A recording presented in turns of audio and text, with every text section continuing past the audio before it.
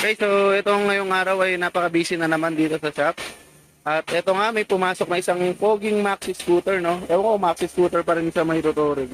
Pero ito yung sikat na sikat guys na Bristol ADX 160, no? Yan, no? Wow, ang ganda, no? Sa unang tingin ko guys, napansin ko kaagad, mas malaki siya sa ADB 160, B-Hamak, no? Malaking malaki siya. Ito yung mukha niya, oh.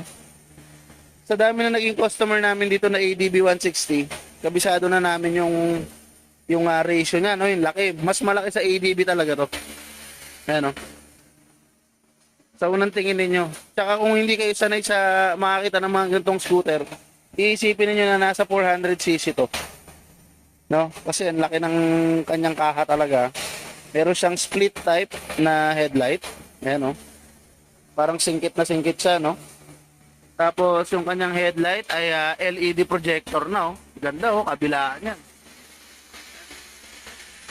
Tapos naka LED yung kanyang signal light. Meron siyang daytime running light, no? DRL. Tapos ganda ng kanyang shock din dito. Naka-inverted siya. Ayan, oh. Naka-inverted fork na ito. Tapos siya ay naka-rim set, no? Para siyang mags pero rim.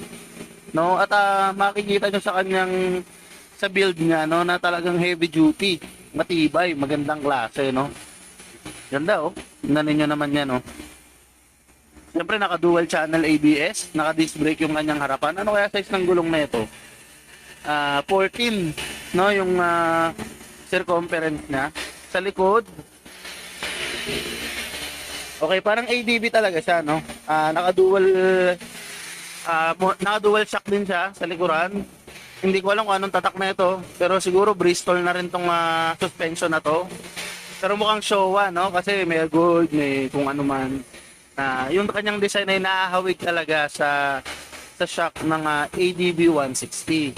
Ngayon, ito namang kanyang gulong sa likod ay 13. So mas malaki yung gulong sa harap.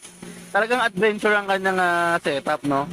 Tapos kung makikita ninyo, meron siyang matte black finish dito sa kanyang air filter, sa kanyang engine cover, no? Semi matte black. Sa finish ng kanyang paint sa body, premium din yung kanyang ginamit na pintura. Ito ay metallic black mica, no? Meron siyang mga glitters, tapos matingkad yung kanyang pagka-black. Taillight niya guys, ang laki, oh. No? Ito yung kanyang signal light, parang ADB rin. Tapos yung kanyang taillight, iba sa ADB, no? Yun yung kanyang malaking difference din. Tapos yung kanyang compartment, ito, decent naman yung kanyang compartment. Yung nga lang, hindi siya kasing laki ng sa mga Aerox, sa NMAX, no? Nakakasya ang isang full face helmet. Dito hindi ko lang sure kung kasya ang isang full face. Siguro half face, pwede. Yun. Tapos yung kanyang stock type, no? Yun nga, marami na tayo nagawang ADB rito.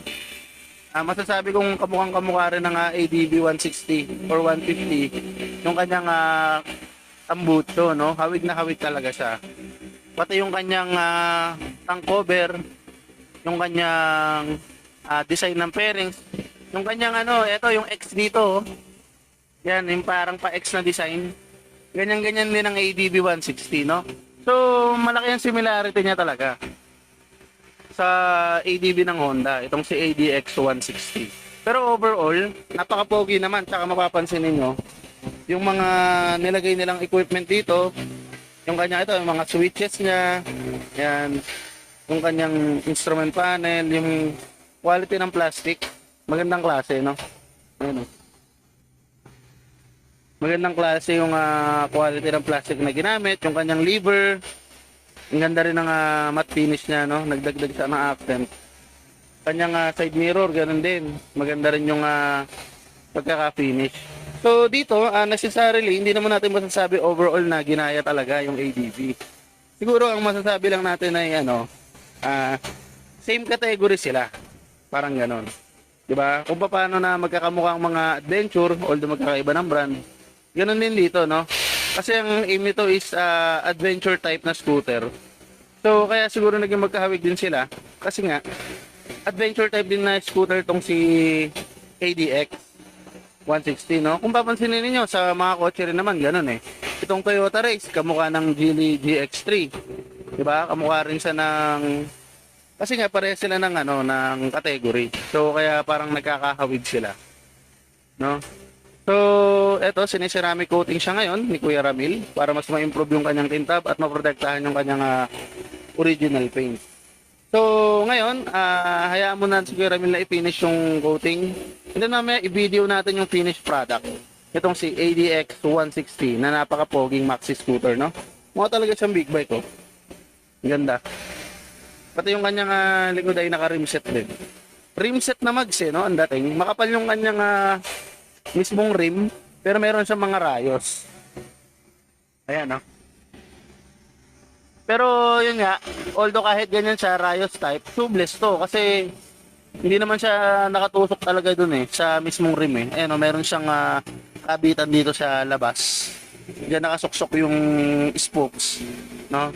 So ito ay tubeless. Tapos naka dual sport tires na rin. Anong gulong ba to? CST, no?